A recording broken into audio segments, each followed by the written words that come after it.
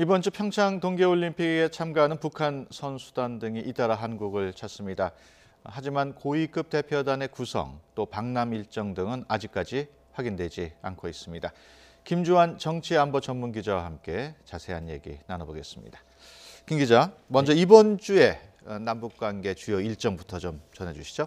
내일이 5일이고 9일이 올림픽이 개막되지 않습니까? 그래서 네. 내일 북한 예술단 선발대가 경의선 육로를 통해서 방남을 하고요. 그다음에 6일 모레는 예술단 본단 현성월 삼지영 관현악단장이 이끄는 본단이 오고, 그다음에 7일 북한 응원단하고 태권도 선수단이 옵니다. 그리고 오늘 오후에 장홍 북한 IOC 위원이 평창을 찾을 것으로 이렇게 예정돼 있습니다. 그래서 아마 베이징에서 바로 인천공항을 통해서 평창으로 가는 걸로 이렇게 전해지고 있습니다. 그래서 윤곽이 드러나고 있는데, 그런데 우리가 가장 관심을 갖고 있었던 고위급 대표다 이런 부분에 대해서는 아직 좀 결정이 안 된 상황입니다. 지금 말씀하신 대로 고위급 대표단 구성, 또 일정 이런 게 아직까지 알려지지 않고 있는데 이 언제쯤 윤곽이 드러날까요? 글쎄요, 지금 국내 언론에는 추론이 굉장히 많습니다. 누가 올 것이냐, 언제 올 것이냐. 아무래도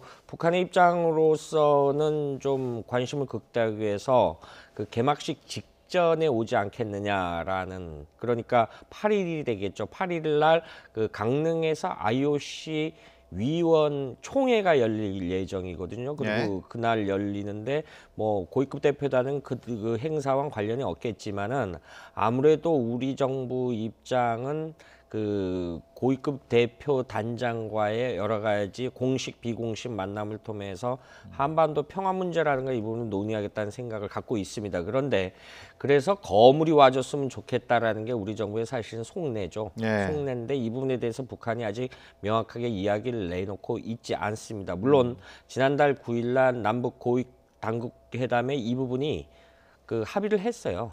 북한 고위급 대표단도 평양에 보내겠다라고 했는데 2014년도 인천 아시안 게임 폐막식 때 당시 황병서, 최룡해 이런 북한의 거물급 인사들이 왔었죠. 우리도 이제 그 정도 수준의 인물이 오지 않겠는데 지금 누가 북한 언론이라든가 이런 데서는 전혀 언급을 하지 않는 상황이라서 현재로서는 안개 속이다 이렇게 설명할 수 있는 거죠. 사실 북한 고위급 대표 단장이 단순히 단장이라는 차원을 넘어서 차원을 넘어서는 어떤 의미가 있는 거 아니겠습니까?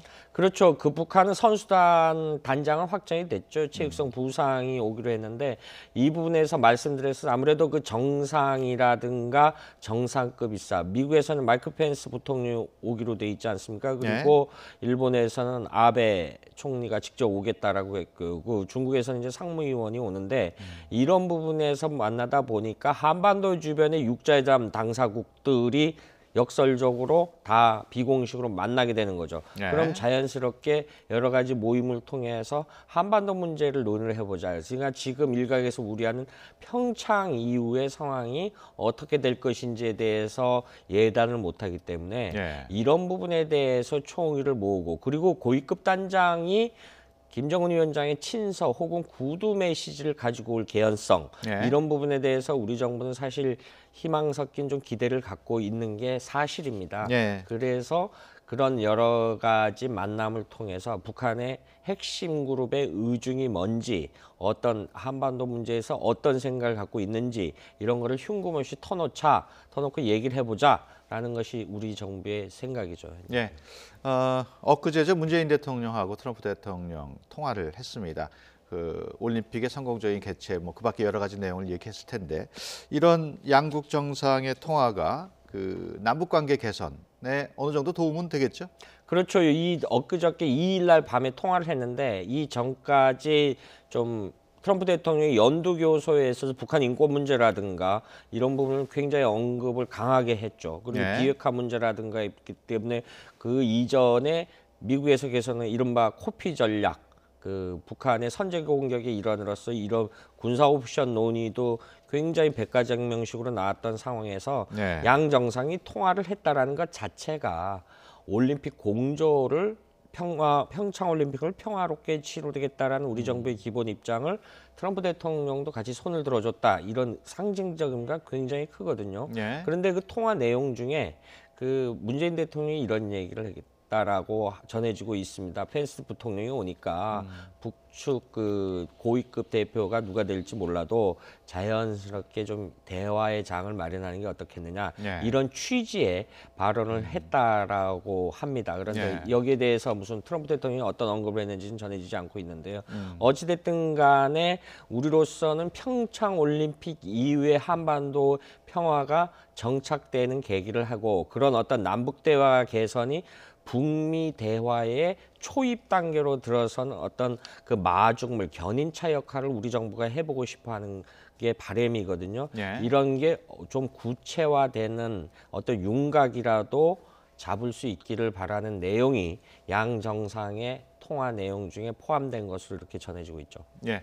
그 양국 정상의 통화 내용 뭐 주로 남북 관계에 집중이 돼 네. 있습니다만은 트럼프 대통령이 FTA 얘기도 잊지 않고 한마디 했어요. 그렇죠. 그 뭐 굉장히 그 미국 아메리카 퍼스트라는 부분을 연두교에서도 늘 강조했던 분인데 미국 국내 어떤 미국 경제, 미국 국익에 관련된 부분이니까 이런 부분에 대해서도 분명히 한 것으로 이렇게 전해지고 있죠. 예.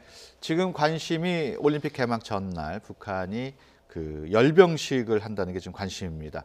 아무래도 올림픽 축제 분위기에 찬물을 끼얹는 거 아니냐 이런 지적도 나오고 있는데 어떻게 보십니까? 그렇죠. 이런 준비가 열병식 준비가 사실 북한이 열병식을 많이 한 나라인데 그 이렇게 추운데 한 적도 처음이라고 합니다. 그 예. 굉장히 15만 명 정도가 동원되는 것으로 전해지고 있는데 굉장히 고생을 많이 하겠죠. 그런데 북한이 이런 지금 앵커께서 지적하신 그런 우려에 대해서 어제 논평이 상당히 재미난 게 있습니다. 우리가 예. 70년 전에 북한 인민군을 창건을 했는데 그러면 그때 평창 동계올림픽을 미리 얘기를 했겠느냐라고 했는데 그건 사실 거짓입니다. 예. 왜냐하면 북한이 작년에 올해 2018년 달력을 만들면서 건군절을 4월 25일이라고 자기들이 표기를 했어요. 예. 근데 이건 갑작스럽게 바꾼 거거든요. 사실 김정은 위원장이 신년사 이후로 1월 22일 날 조선노동당 중앙위원 회의를 열어서 변경을 한 거거든요. 그러니까 의도성이 있는 거죠. 자기들 하는 건데 우리의 관심은 8일 날 공교롭게도 오후에 저녁에는 북한 예술단의 그 공연이 있고요. 개막 네. 전날. 그러니까 평화 올림픽이 희석되지 않느냐라는 우려도 있습니다. 그런데 두 가지 주목에서 그런 우려가 나오는 게 뭐냐면은 북한의 신형 무기 체계를 열병식의 퍼레이드에 공개할 가능성. 네. 이 자체도 굉장히 도발적인 위협적인 요인이거든요. 그리고 실제 김정은 위원장이 대외 메시지를 연설을 할까? 아무래도 창군 70주년을 맞기 때문에 연설을 할 가능성이 높다라는 걸 전망하는데 예. 여기서 북한군의 사기 양양을 위해서는 굉장히 강도 높은 호전적인 발언을 할 수밖에 없고 그럼 역설적으로 이건 평창올림픽에 찬물을 끼얹는 예. 그런 어떤 여파를 주기 때문에 이런 부분 때문에 사실은 굉장히 관심이 있게 지켜보고 있는 것이고 주변국에서 특히 미국에서 올림픽 그 열병식을 하지 않았으면 좋겠다라는 예. 이런 메시지를 북한에 공개적으로 전달해주고 있는 상황이죠. 예, 알겠습니다. 지금까지 김주환 정치안보 전문기자와 함께 얘기 나눴습니다. 오늘 말씀 고맙습니다.